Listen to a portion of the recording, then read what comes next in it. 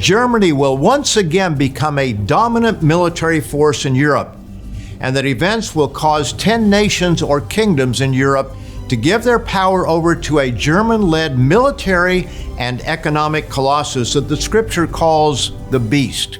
Dear friends, our world is right now taking a turn that will lead to disaster for mankind. Europe is a sleeping giant for which few have devoted much thought. But on February 21, 2022, Russian President Vladimir Putin sent troops into Ukraine as peacekeepers. That was a wake-up call for European leaders. Germans suddenly recognized the need to build a strong military force to counter a threat from the east. Other European countries also received that wake-up call from Mr. Putin and are ramping up their military spending.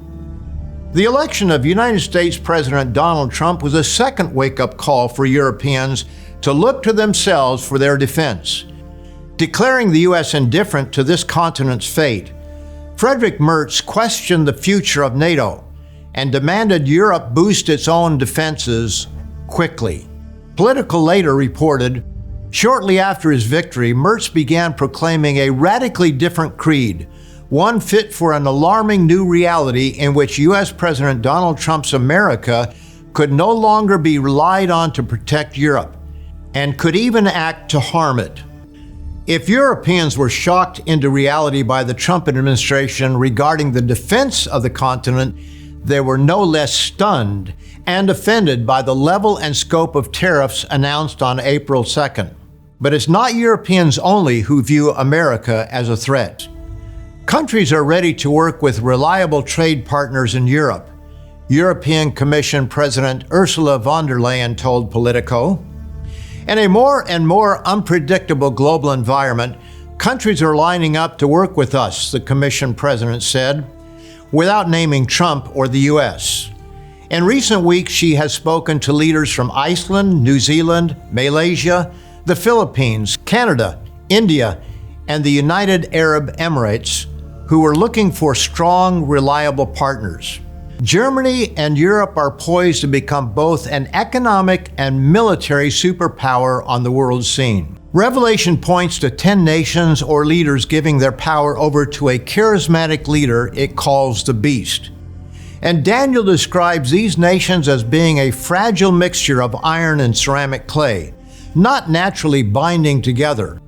What we now see is Russia knocking at Europe's eastern door, Germany rising, and the United States walking away. This is a historic geopolitical shift that should be chilling to students of European history and Bible prophecy. What we now see happening is the rise of a German-led Europe beginning to build a powerful, world-class military force with nuclear weapons totally independent from the United States, their former protector. In view of the threats to our freedom and peace on our continent, the mantra, whatever it takes, must now apply to Europe's defense, Merz told reporters earlier this month, as he announced a historic borrowing plan that could unleash 1 trillion euros in new spending for defense and infrastructure over the next decade. And that is why we had to act quickly, Merz said on public television on Sunday. That was March the 16th. We now have to take a more independent path from America, he added. Europe's time has come. Yes, Europe, not Germany alone. We are threatened by Russia. We are threatened by Putin.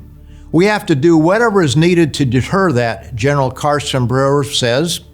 He warns that NATO should be braced for a possible attack in as little as 4 years, and the sooner we are prepared, the better.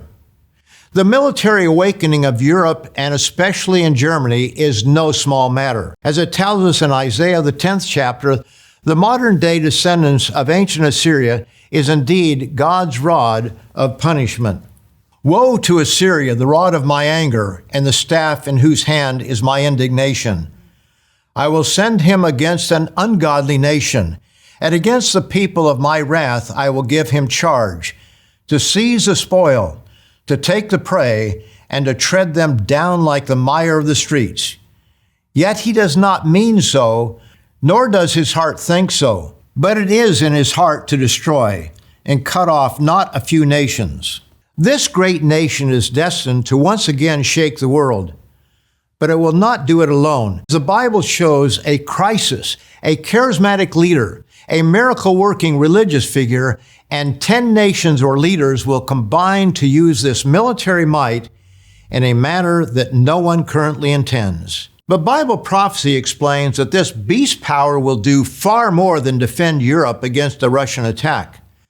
As happened twice in the last century, this German-led force of kings, nations or groups of nations, will bring the whole world to war once again. We read in Revelation, the 17th chapter, "The 10 horns which you saw are 10 kings who have received no kingdom as yet, but they receive authority for 1 hour as kings with the beast. These are of one mind, and they will give their power and authority to the beast." And when does this happen? At the return of Jesus Christ, as clearly indicated by the next verse. "These will make war with the Lamb, and the Lamb will overcome them, for he is Lord of lords and King of kings. And those who are with him are called, chosen, and faithful." Yes, it's at the time of Christ's return. My father once told me that Europeans could never get together. That was conventional wisdom based on his knowledge and understanding of the difference between the nations of Europe. Yet this condition is exactly what the Bible describes. These same 10 nations found in Revelation are depicted in the biblical book of Daniel as the feet and toes of a giant image that King Nebuchadnezzar saw in a dream, recorded in chapter 2. We know the 10 toes of that image are the same as the 10 kings of Revelation because of the context and how they are destroyed by the returning Messiah. Verse 41, "Whereas you saw the feet and toes partly of potter's clay and partly of iron, the kingdom shall be divided, yet the strength of the iron shall be in it, just as you saw the iron mixed with ceramic clay. And as the 10 toes of the feet were partly of iron and partly of clay, so the kingdom shall be partly strong and partly fragile. As you saw iron mixed with ceramic clay, they will mingle with the seed of men, but they will not adhere to one another, just as iron does not mix with clay." The next verse tells us when this fragile alliance takes place. At the return of Jesus Christ to set up a different kingdom. Notice it in verse 44. "And in the days of these kings, the God of heaven will set up a kingdom which shall never be destroyed. And the kingdom shall not be left to other people. It shall break in pieces and consume all these kingdoms, and it shall stand forever." I want to leave you with a very encouraging passage in the 19th chapter of Isaiah regarding the future of the great nation of Germany. Isaiah 19 and verse 24. "In that day Israel will be one of 3 with Egypt, and Assyria a blessing in the midst of the land, whom the Lord of hosts shall bless, saying, Blessed is Egypt, my people, and Assyria." That's the ancient name of modern Germany, "the work of my hands, and Israel my inheritance."